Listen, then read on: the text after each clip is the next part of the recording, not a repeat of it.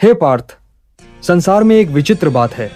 जो स्त्री लज्जा त्याग देती है, जो मर्यादा से विमुख होती है, वही संसार को और अधिक सुंदर और अधिक आकर्षक प्रतीत होती है। यह कोई स्त्री का गुण नहीं, यह माया का प्रभाव है। माया केवल आकर्षण से काम करती है, और जो नारी मर्यादा को त्याग कर अपनी देह और रूप को लोक दृष्टि में उघाड़ती है, उस पर माया अपना संपूर्ण जाल बुन देती है। हे पार्थ, याद रख, माया जब प्रबल होती है तो वह सत्य को छिपा देती है और असत्य को रंजित करती है। वह अशुद्धता को सौंदर्य का आभास देती है, वह निर्लज्जता को आत्मविश्वास का नाम देती है, और फिर मनुष्य भ्रमित हो जाता है।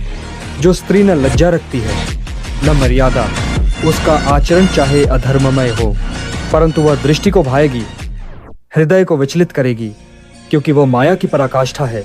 हे पार्थ, माया का पहला अस्त्र है मोह, और मोह तभी जन्मता है जब बुद्धि स्थिर न हो। जिस पुरुष की दृष्टि केवल आकर्षण तक सीमित है, वह उस स्त्री को देवी नहीं, वस्तु समझने लगता है। यही अज्ञान का आरंभ है। ध्यान दे पार्थ, वह स्त्री जो सादगी, मर्यादा और लज्जा में रहती है, वह आत्मा के निकट है। उसका सौंदर्य स्थायी है, क्योंकि वह धर्म की जड़ में। परंतु जो स्त्री केवल रूप को बेचती है, दृष्टि को बांधती है, जो नीति, धर्म और संस्कार को त्याग चुकी है, वह क्षणिक रूप से आकर्षक अवश्य लगती है, किंतु वह आत्मा को कचोड़ती है, चित्त को अशांत करती है। हे पार्थ, सुन इस ब्रह्म रहस्य को।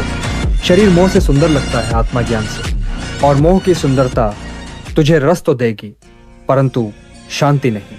वह सौंदर्य तुझे खींचेगा, पर वह खिंचाव अंत में विनाश की ओर ले जाएगा।